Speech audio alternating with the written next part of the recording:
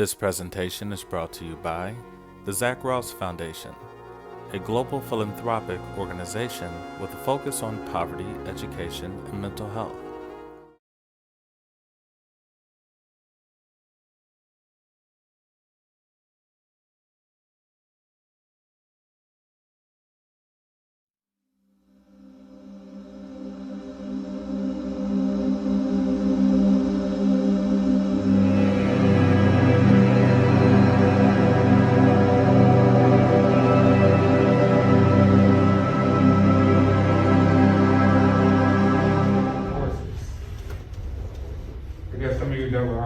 Here at Concordia versus some of you coming straight in from high school. So here's two separate things. They finally just last night made it all one, so it includes everything. So I'll start uploading the content starting possibly tonight or tomorrow. I would say tomorrow, right? And I'll put all 16 weeks worth of stuff on there. So, for those of you who want to move ahead quicker, you can, submit work or read or contribute to the course you can. So that should be up shortly. Okay, back to psychology. We feel like we learned anything last course that we like to share our understanding about psychology? Do we feel like we have a general understanding of what psychology is or how important it is?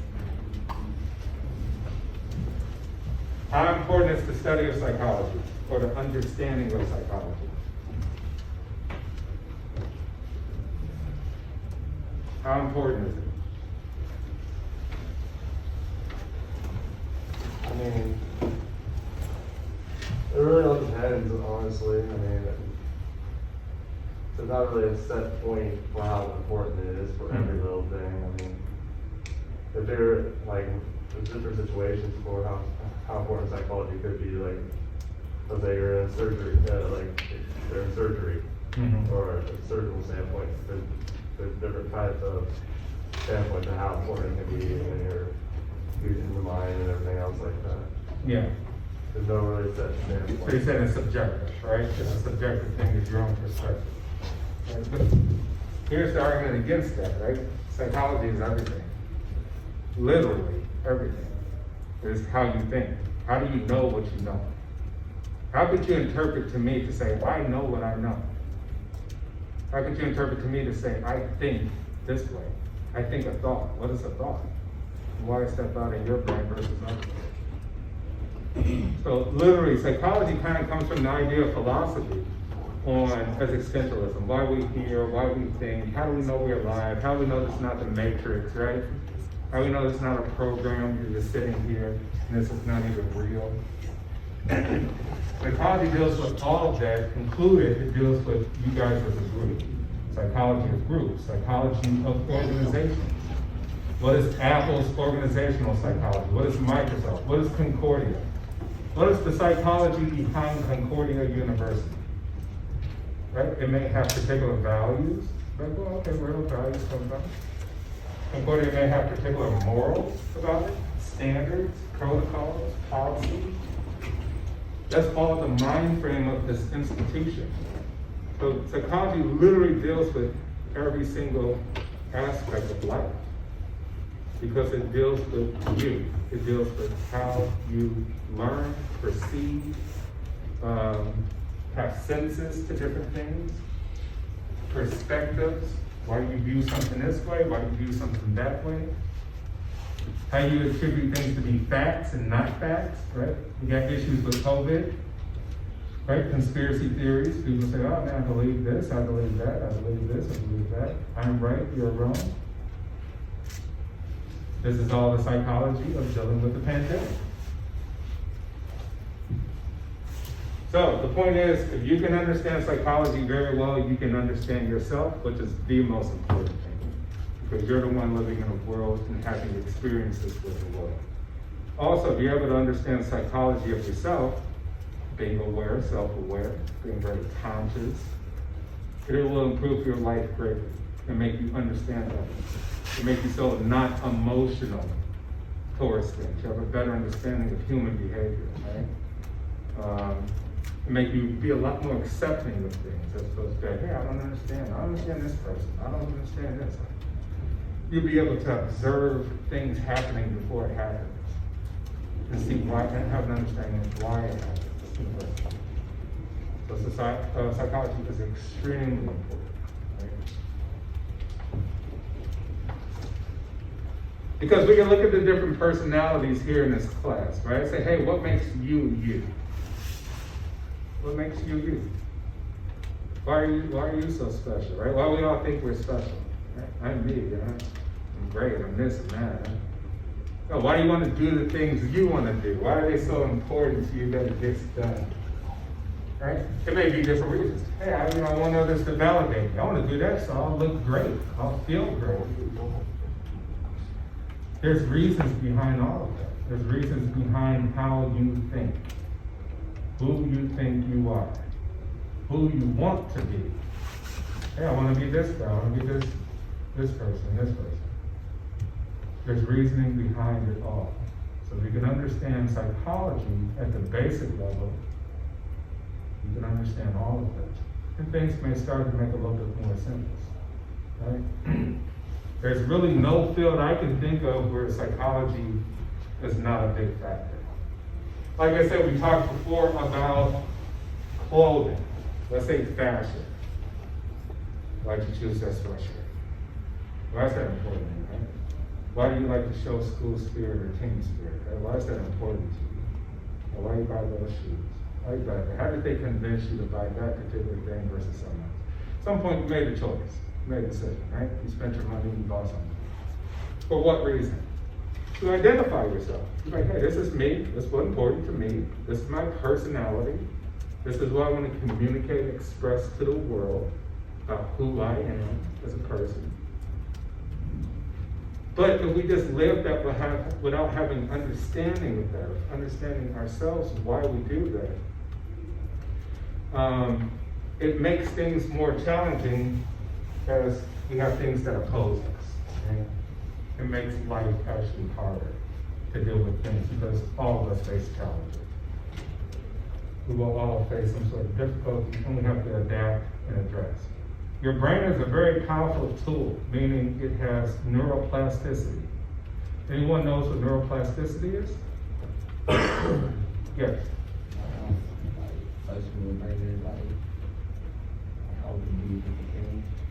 Yeah, essentially how your brain molds itself to adapt, right? Your brain molds itself to adapt in the environment. So say if you face a car accident, right? It's out the blue, car accident, 70 miles an hour, you're alive, you're still alive. How your brain is gonna adapt to that trauma. Like, wow, my life was going great just now. A second later, it is going bad. So your brain will adapt to that quickly so that you are able to survive, right? It's all part of natural survival mechanisms already implanted within us. But it also helps us learn a great deal more, right? So you start reading information, looking at information, you begin to learn new things, your mind actually changes, your brain actually changes because there's new pathways created to learn new things. Like, yeah, I learned a new subject, okay, I'm gonna learn another subject, and this and that, and this and that.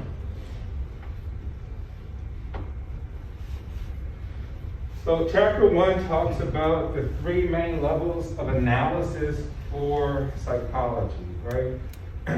How do we understand psychology as a science? We say, how do we actually create facts through psychology and understanding our environment, or things, or places, or people. All right, so there's 3 main levels of analysis in psychology and the science of psychology. One is biological analysis, right? We look at the actual genetic structures of people. Right? And we say that some people may have a propensity to be alcoholics. Why? Why some people may have a higher propensity than others to be substance abusers? Any hands? Yes. Well, I know friends times, like if their parents were like alcoholics, they tended to either go the path of being an alcoholic or Yes. learning from their mistakes and then going the other route. Yes, absolutely, right? Our cells are evolving. These are natural processes. So if your parents or grandparents did something for a prolonged period of time and it became part of who they are, those genes can actually pass on to others, right? And therefore you'll have to go back, hey, I don't understand why I struggle with this thing. But all you have to do is look at your history, like, oh man, grandpa did, grandma did, dad did, mom did, right? And if you know this ahead of time, you can actually help yourself or help others. Prevent from those mechanisms. But there's also biological things that help. Like, hey, dad was an athlete.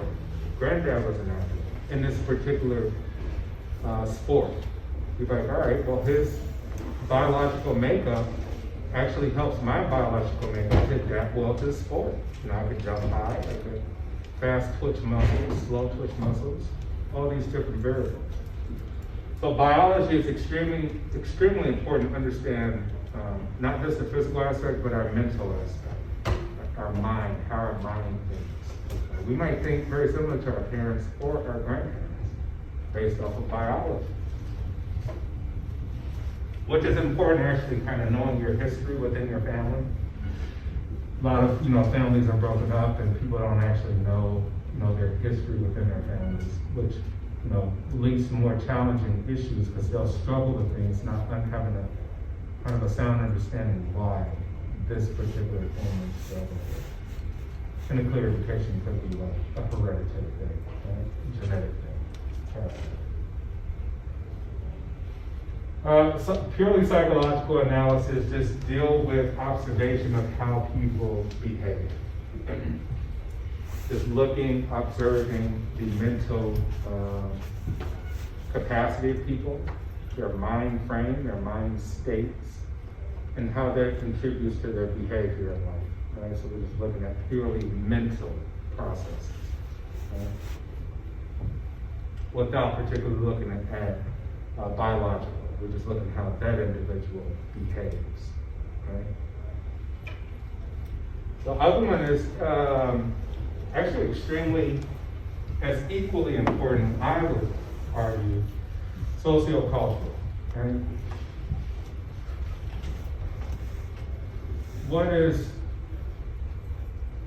Can someone give an example of sociocultural aspects? Say for yourself, how does society and culture blended together impacts your behavior or who you are or how others are? Could we give an example of what the sociocultural kind of aspect would be?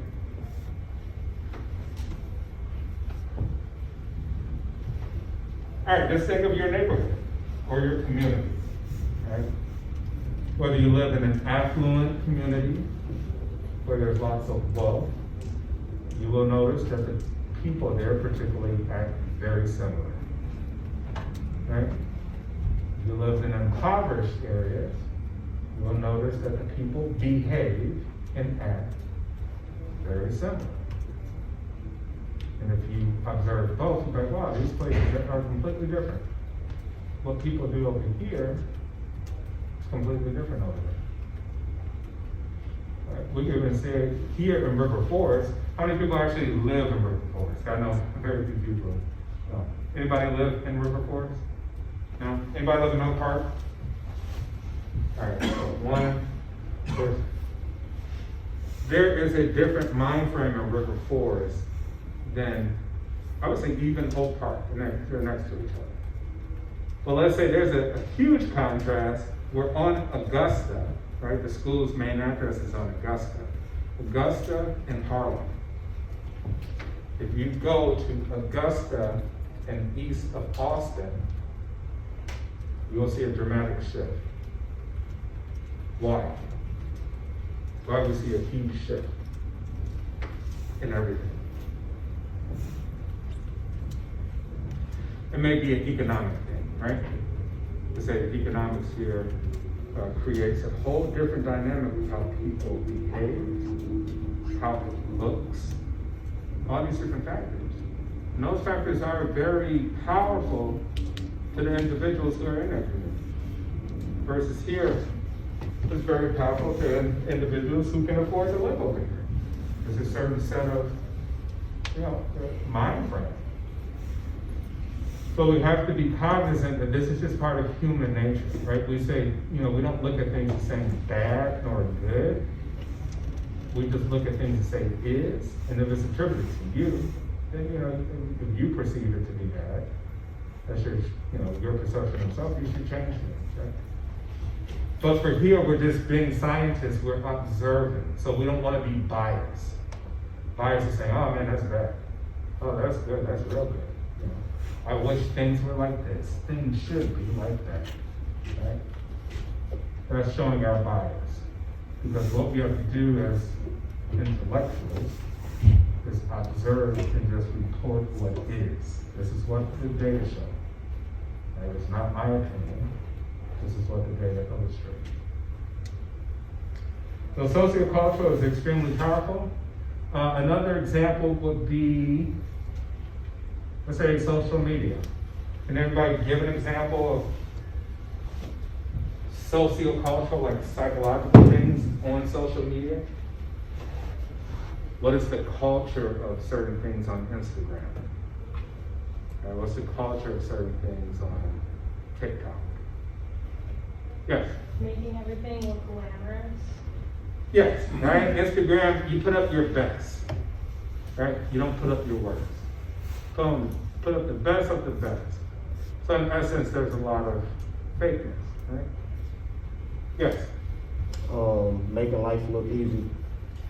Yeah, you're making life look easy, but that's extremely important because what does that do to the observer? It's like, hey, I'm gonna go look on Instagram. Guess what I see? This guy's doing this. He got a yacht. This guy's like traveling here in Hawaii. I'm in Chicago, right? This guy made $1 billion off crypto. This guy did this, right? Kanye's worth $6 billion. I need to do that. That breeds things within us, right? That makes us low self-esteem because we're not doing it. Envious. Oh my goodness, how come I can't look as pretty as her? Oh my gosh, she's perfect. Her body, man. Yes. I think that I understand that it can seem like that, but I think that some of us also see it as a motivational type of way. Sure. Because for example, I see people pursuing their careers, and it just motivates me because I want to pursue my career too. So it can be seen as low, maybe making others feel like they have low self-esteem, but it can also be seen as motivation. Yes, absolutely.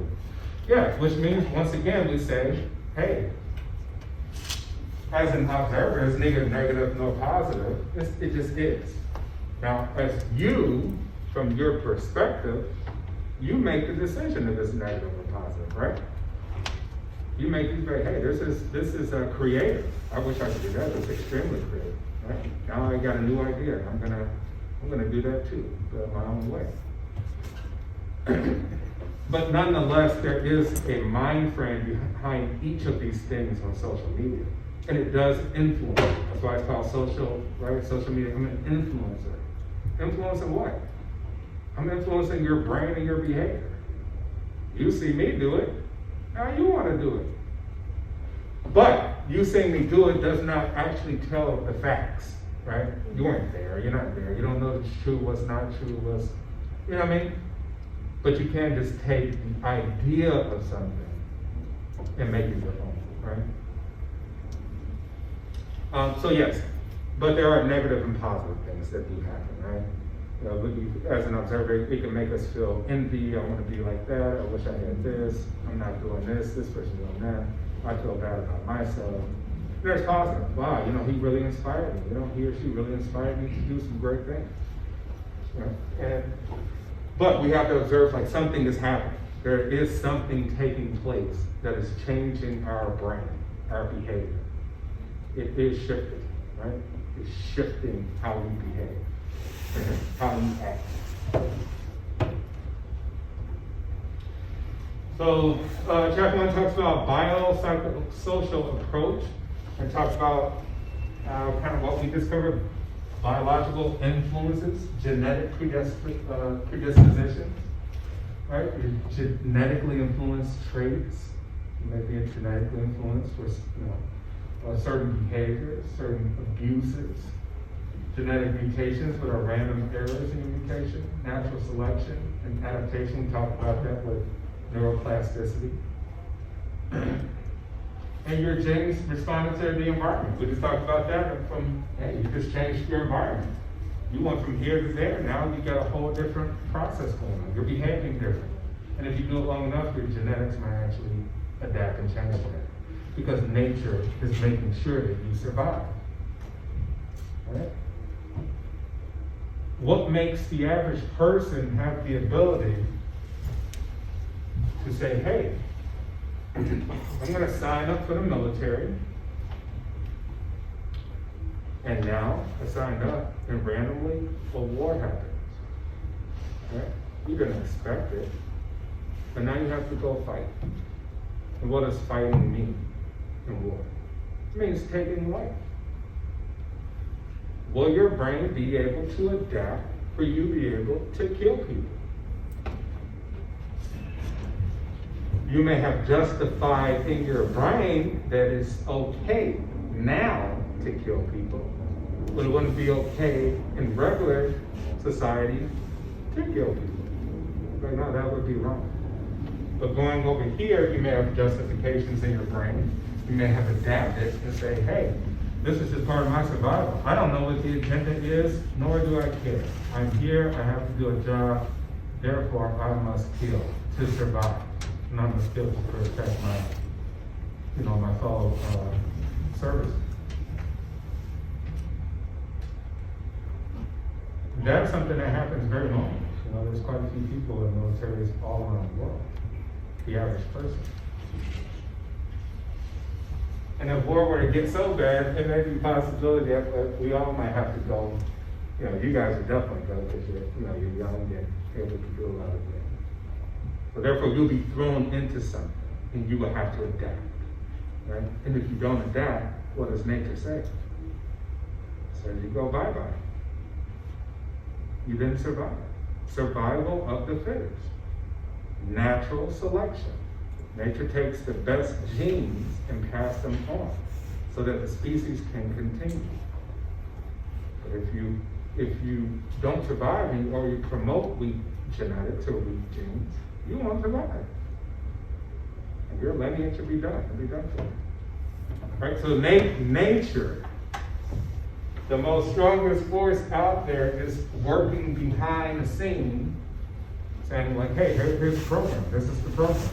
You're not going to change the program. Nobody can. You can't change the program of nature. It says this is what is, not what you want it to be, or whether you think something's bad, good, or you feel great about it, feel crappy about it. This is what is. It is looking to create survival of the species to continue. It's taking the best of the best in order to do it. Or the best of people who can adapt. So yeah, your adaptation even here for learning.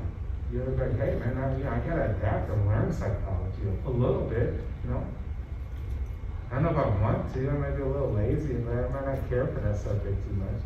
Kind of be like, yeah, whatever. But you're still gonna have to adapt a little bit in order to succeed. That's just part of life. Sociocultural, psychological, we talked about learned fears and other learned expectations, emotional responses.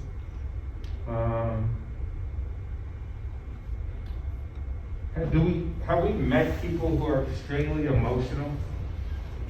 Yeah. Right? Do we know people who are extremely emotional for the very slightest things? Yes. Right? So we have to think, why are these people that way? Just observation. Why are people that way? There's a reason for everything. Right, cognitive processing and perceptions of how we interpret things. What did I say? Women particularly have better senses of recognizing colors. women's brains are more denser than male brains. Although on average, males may have larger area. But women's brains are more denser, which means they can actually see more detail, right? That's why a lot of women would be like, man, she's extremely detailed, everything's categorized and put into place. And guys, a lot of guys may be a little bit more like, yeah, whatever, I mean, maybe 5 things. Well, women can actually see colors that most men can't.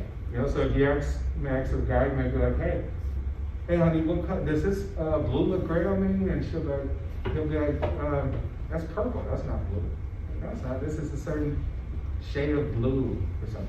Because men actually can't see the detailed colors as much as women can, right? The brains are more compact, more dense. So it's a lot more wiring going on for looking for specific details of things. Whereas guys are more spatial oriented, right? We may have some slight more achievements on engineering of structures, right? We're looking at space, right? Playing football. Hey, I need to do it that way, particularly that way. I know it's going to slant. Our brains are kind of wired more for spatial orientation, right? But that's to say everybody's still equal, right? Because these are just subjective things overall. It doesn't mean that one person can't have more than the man. Female can have more than spatial orientation than a man. Yes, that's true, they can have. But we're just saying on that. I know we talked about sociocultural influence, presence of others, right? We live in a life full of others. So we're always trying to achieve for others. Mom and dad, gonna pay for me to go to college, so I gotta make them proud. We're doing things for others. And then our peer and other group influences. We talked a little bit about in-group, out-group, which is kind of what's in my dissertation, right? My dissertation dealt with apartheid in South Africa, the racism, right? The history of racism and how it affects how people think, how it affects the government, how it affects your health. So it really dealt with like, hey, how does racism actually affect your health? Yeah, it might just seem as a bad thing to happen, but how it actually affects your physiological health overall. And remember once we said, if you do something long enough, it'll pass on.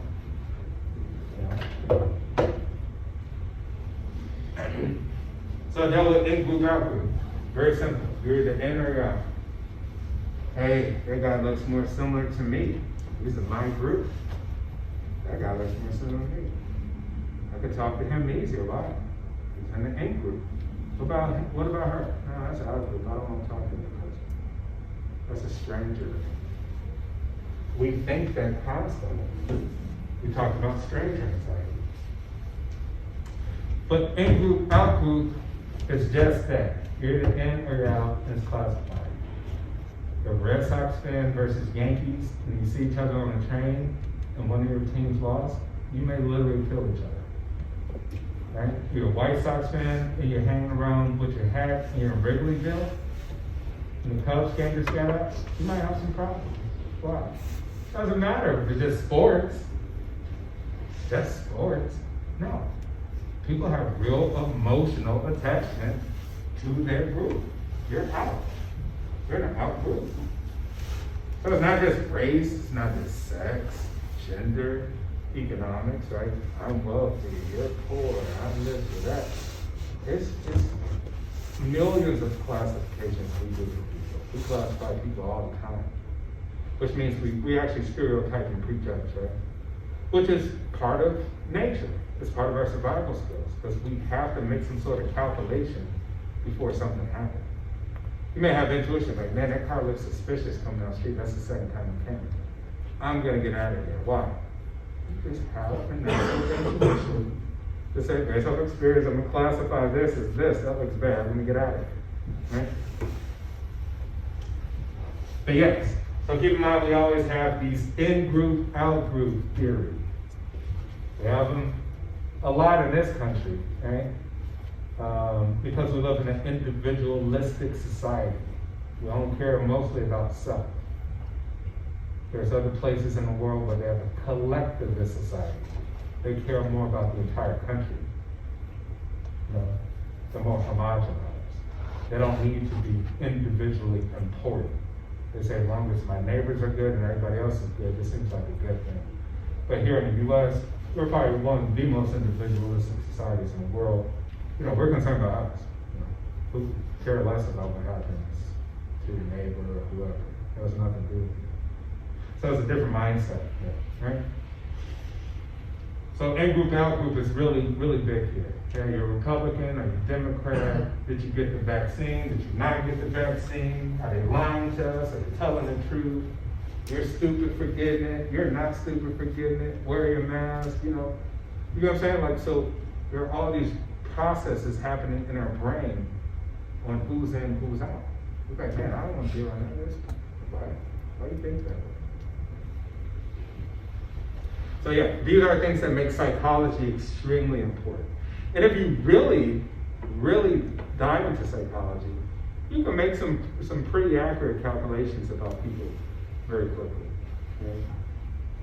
If you're really, really observant. Which is kind of interesting if you observe like people dating, right?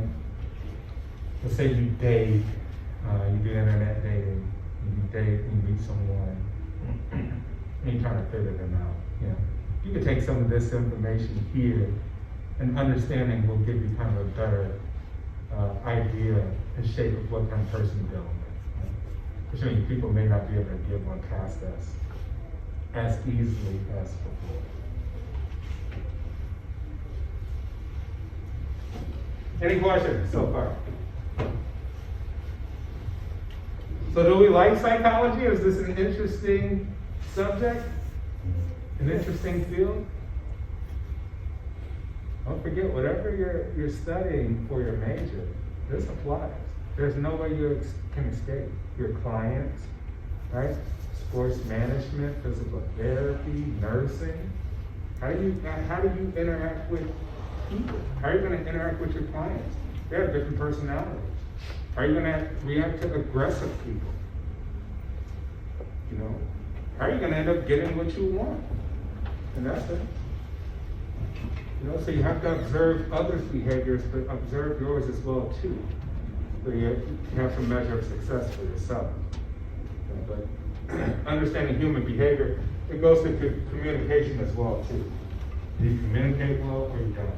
You understand body language. Right now, we all have body language. Each one of you are seated differently. You see it differently for what reason? You're in a different mind state. One might be, hey, I'm busy. One might be, hey, I'm bored. One might be, hey, I'm thinking about some stuff, some other stuff. One might be, hey, I'm very attentive right now. This seems pretty interesting. One may be like, oh, well, you know, I don't want to talk too much because I don't want to sound stupid. You might be like, man, no, I want to answer that. I want to figure it out. I want to find out. Right? So our body language indicates a lot of different things about us. It shows confidence, it shows self-esteem. Body language can show lies, right? I have a friend, Benjamin Wolf, who works for the FBI, right? I have a lot of friends who work in government. And they're able to detect this thing very quickly. They're able to see people and look at your body language. They don't even speak to you. They see the way that you look, how you shift your eyes, your posture, and they're able to observe that very quickly to see who you are as a person. So body language is another big factor on how we can look at people and make some sort of generalizations or assessments about them. So yeah, psychology is important. We talked last class about some basic subfields of psychology. We're talking about like social psychology, clinical psychology. Clinical deals with mental disorders, mental issues, such as schizophrenia, substance abuse, other issues. Antisocial personality disorder. Do we know what that is? Anybody know what that is? Okay. Antisocial personality disorder will kind of attributes, in the general scheme, it talks like kind of more who's sociopaths and who's psychopaths, right? Sociopaths kind of are people without a conscience. These are people who can do very malicious things without a second thought. They wouldn't have any emotional response like you would about something. Right? So we could be like, man, how could someone do that? There's a reason behind it too. They may not have the emotional responses that you do to certain things. A lot of politicians are attributed to sociopathy, being sociopath. A lot of CEOs. And so it's almost in certain regard, to a degree, a requirement for certain high-level jobs. Why? Because you may have to fire 15,000 people. And they're gonna lose their homes, their cars, their family's gonna be destroyed. And you gotta do that. Who's gonna take that job? And who's gonna live with that? Somebody who may be a little bit sociopathic, anything, right? If you're a president, you're a congressman, you're an alderman, you're a senator, your job as a politician is to somewhat mislead, somewhat tell half-truths, somewhat elicit some sort of response from others, from either your in-group or your out-group. You may be a little bit, you may need to have a little bit of sociopathy, you be a little bit sociopathic in order to live with that, to do that as your job every day, right? You may need that as a general. Like, yeah, hey, we can go here and we're gonna execute 3,000 people. That's what we're doing today. Someone else may have an emotional shock and they won't be able to do it. Others can. Not all the same. Where psychopaths, generally, the difference is, sociopaths are kind of blind, right? Psychopaths are not. Psychopaths still have a conscience. They just, within certain events, may just be very psychopathic. You know, like, oh, he got triggered. He triggered. And he did a really bad thing. But he could still live day to day a normal life. Where sociopaths kind of use sociopathy throughout all their lives. You know, they steal a little money here. They're always looking to kind of gain for themselves. They manipulate others, right? Because they don't have the same emotional responses as others do, which may give them advantage over others. They're like, oh, the other people are emotional, I'm not. I could get what I want. Because I know I influence them now. Not influence their emotions.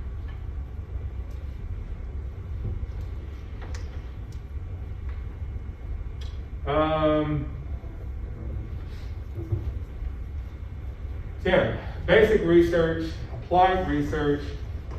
We talked a little about research and the scientific method when it comes to psychology, but we'll get more to that as we go on to try to understand what exactly is research when it comes to psychology. What is real research? You know, for my dissertation, so I said I did my dissertation in South Africa, which means I had to get South Africans to participate. Being here in the US, I was going back and forth, but being here in the US, I had to get people in South Africa to give their experiences on living through apartheid. Also get approval here from the US to be able to do it, get approval from South Africa. So it took a lot. So I had to go back and forth. It was kind of an international study. But it was getting people together. It's not just me looking at something and coming up with some data and say, here's the result. This was actually getting quite a few number of people together to give their experiences on something, ask them certain questions, get those responses, collect the data, look what it is, draw conclusions, say this is what the data says. So these are my recommendations, not the end all be all, right? I mean, hey, I could have used more participants. I could have did a longer study.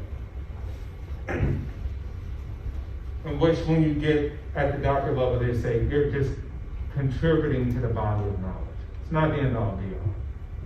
Somebody may come with a bigger study with more people, more specific. And that's what learning is about. That's how we grow the scientific community. You know, what today doesn't have to stay, somebody will build upon it.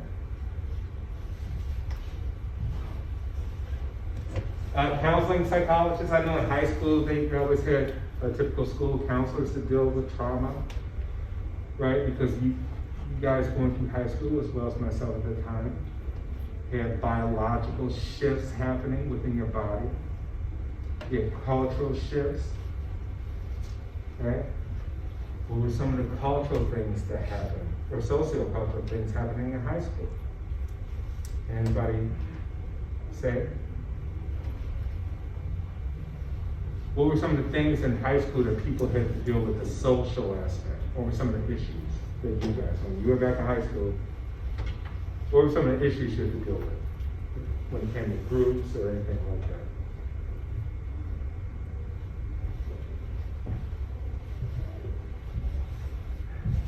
Yes, Drama drama. within friend groups, Within friends or with with opposing? friends and Yeah. You know, you're having issues based off everybody going through puberty or post-puberty. You're like, hey, there's actual biological things happening here to make people more aroused, making people more aggressive, making people more emotional. Those are challenges in high school, right? People went through a lot of that, and then also the social part of, are you in an in group or out group? Like, oh, we don't hang out with them. Wow, they're lame. Who says so? Oh, we did. Right, so we were going back, we're still classifying people all the time within our brains, categorizing, doing these things. So yes, you needed counselors back there because people going through a lot of stuff, going through things at home, let alone in school. Emotions. Clinical, we talked about deal with mental disorders and things of that nature. Psychiatrists, difference between psychologists and psychiatrists. Psychiatrists deal with prescribing actual medication to people. Okay? There's a medication to deal with your depression. There's a medication to deal with schizophrenia. And then community psychologists, which is kind of deal with sociocultural, right? You have someone who understands the community, they understand what's valued here, you know, how people make meaning in this community, what's important, what's not important, what are the main issues, and how to address those. So there's a lot of different ways you can go if you enter the field of psychology. Who got the time? What time? 48. All right. And so yeah, there's some considerations if you have some interest in psychology. We'll leave this next, looking at critical thinking. But before we go, any questions? Anything? Always feel free to ask anything about life. And I deal as a psychologist, as an international psychologist, I deal with trying to understand people, right? So you can come to me with anything about school, you know, career, employment issues. I'll be able to help. But yeah, once again, I'll upload the content. I'll begin uploading it starting, I would say, tomorrow. So we'll start from chapter 1, 2, 3. So you can start catching up with things. And also, if you're going to miss class, you know, always email me. This presentation was brought to you by the Zach Ross Foundation, a global philanthropic organization focusing on poverty, education, and mental health. We hope you've enjoyed.